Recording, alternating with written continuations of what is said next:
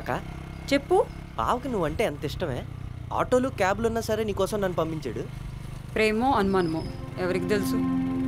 అనుమానం ఏంటక్క? ఏం లేదులేరా.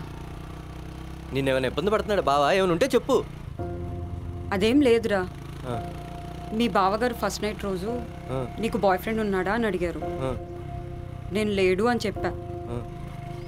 కానీ నాకు ఒక ఎక్స్ ఉన్నాడురా. వాడు పెళ్ళైన 6 months తర్వాత ఒక మెసేజ్ పెట్టాడు.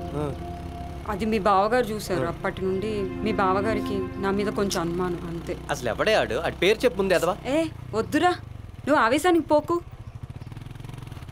బావతో నేను మాట్లాడినా. అదేం వద్దు.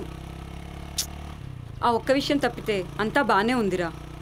నువ్వు నా తమ్ముడి కాబట్టి ఇలా అంటున్నావు, కానీ నువ్వు మీ బావ ప్లేస్లో ఉంటే నువ్వు ఇలానే చేస్తావు కదా.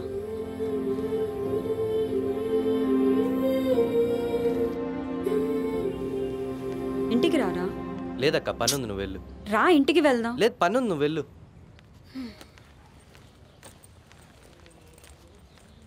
అక్క ఏంట్రా ఇలా రా.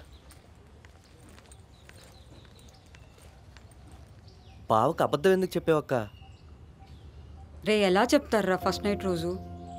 అప్పుడే ఫస్ట్ కలవడం, వెంటనే అడిగితే ఎలా చెప్పగలుగుతాం? ఎన్ని భయాలు ఉంటాయి అసలు. మంచోడో కాదో, వింటాడో వినడో, ఇలా ఎన్నెన్నో ఉంటాయి. ఏమన్నా చెప్పడానికి ట్రై చేద్దామంటే వణుకొస్తుంది. బయటనేమో చుట్టాలు. ఎలారా చెప్పు? అయినా అన్నీ అబద్ధాలు అవ్వవు కదరా. కొన్ని అవసరాలు అవ్వచ్చు. ఆ టైంకి చెప్పే అవసరం కూడా లేదనుకోవచ్చు కదా. చిన్నప్పటి నుంచి కలిసి పెరిగిన నీతో చెప్పడానికే 20 years పట్టింది.